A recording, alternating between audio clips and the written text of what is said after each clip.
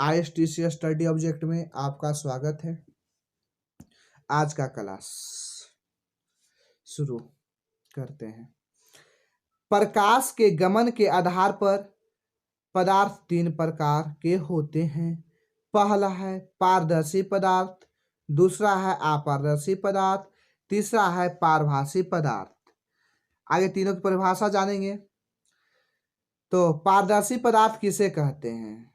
तो वैसा पदार्थ जिनसे प्रकाश के किरणें पूर्णतः पार कर जाता है पारदर्शी पदार्थ कहलाता है, जैसे कांच, पानी, हवा इत्यादि। कहने का मतलब है कि जो पदार्थ जिस पदार्थ से प्रकाश आसानी से आर पार हो जाए तो वह पदार्थ पारदर्शी पदार्थ कहलाते हैं। तो कांच से प्रकाश क्या होता है? तो आसानी से आर पार कर जाता है। पानी से भी प्रकाश आर पार आसानी से कर जाएगा।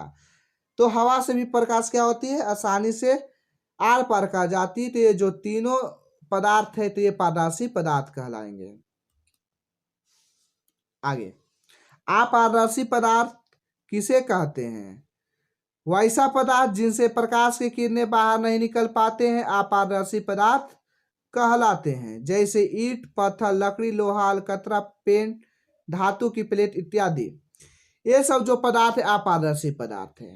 कहने का मतलब कि जिस पदार्थ से प्रकाश आर पार नहीं हो वो अपारदर्शी पदार्थ कहलाते हैं। जैसे ईंट से प्रकाश आर पार नहीं होगी, पत्थर से प्रकाश आर पार नहीं होगी, लकड़ी से भी प्रकाश आर पार नहीं होगी।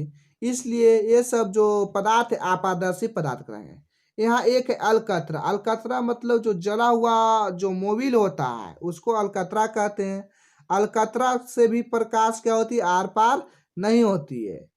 पेंट से भी प्रकाश आर पार नहीं होती है। धातु की प्लेट, कोई भी जो धातु का प्लेट है उससे प्रकाश आर पार नहीं होगी। तो ये सब जो पदार्थ है हमारा अपारदर्शी पदार्थ कहलाते हैं। आगे है पारभासी पदार्थ किसे कहते हैं? तो वैसा पदार्थ जिनसे प्रकाश की किरणें कुछ भाग यानी अंशतः अंदर पार करता है पारभासी पदार्थ कहलाता है। जैसे तेल लगा हुआ कागज कुछ ही भाग प्रकाश क्या करेगा? अवशोषित करेगा, पार करेगा। तेल क्या है? तेल लगा हुआ कागज जो पदार्थ होगा पारभासी पदार्थ कहलाएगा। जैसे घिसा हुआ कांच जो है पारभासी पदार्थ है। यही अगर सिर्फ कांच रहता तो कांच से प्रकाश आसानी से आर पार कर जाता तो पारदर्शी पदार्थ होगा। लेकिन घिसा हुआ कांच है तो ये मेरा पारभासी पदार्थ है, क्योंकि इसमें कुछ ही भाग प्रकाश अंदर जाएगा। बैलून का रबर ये भी पारभासी पदार्थ है, इसमें भी प्रकाश कुछ ही भाग अंदर जाएगा। रक्त, दूध, कुहासा, हल्के बादल ये सब जो पदार्थ है पारभासी पदार्थ कहलाते हैं। आगे जानते हैं क्या है।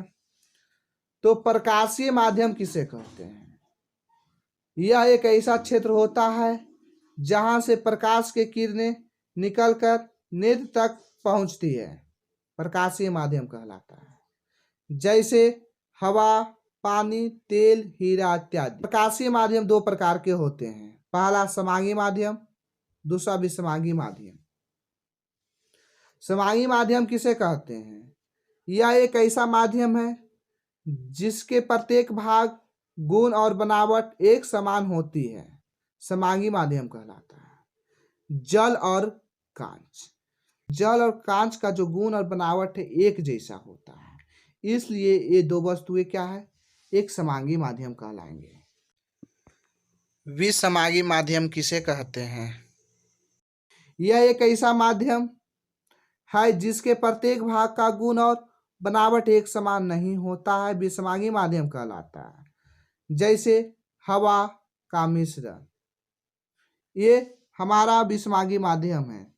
आगे छाया किसे कहते हैं? तो जानते हैं, छाया यानी परछाई। जब प्रकाश के गमन पथ पर किसी अपारदर्शी वस्तु को रख दिया जाता है तो प्रकाश की किरणें उन्हें पार नहीं कर पाती है।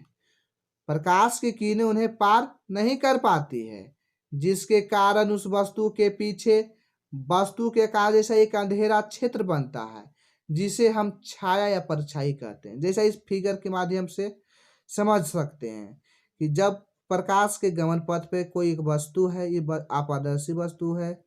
जैसे हम लोग क्या है, अपारदर्शी वस्तु है, तो हम पर से प्रकाश क्या होती है, आर पार नहीं होती है, तो हमारे पीछे एक अंधेरा क्षेत्र बन जाता है, वही मेरा अपारदर्शी वस्तु कराता है। दूसरा इमेज में भी देख सकते हैं, ये मेरा एक कोई वस्तु है, इस वस्तु पर प्रकाश आर पार नहीं कर पाती है, इसलिए इसके पीछे एक छाया बन जाता है, उस छाया को ही हम क्या कहते हैं, परछाई कहते हैं।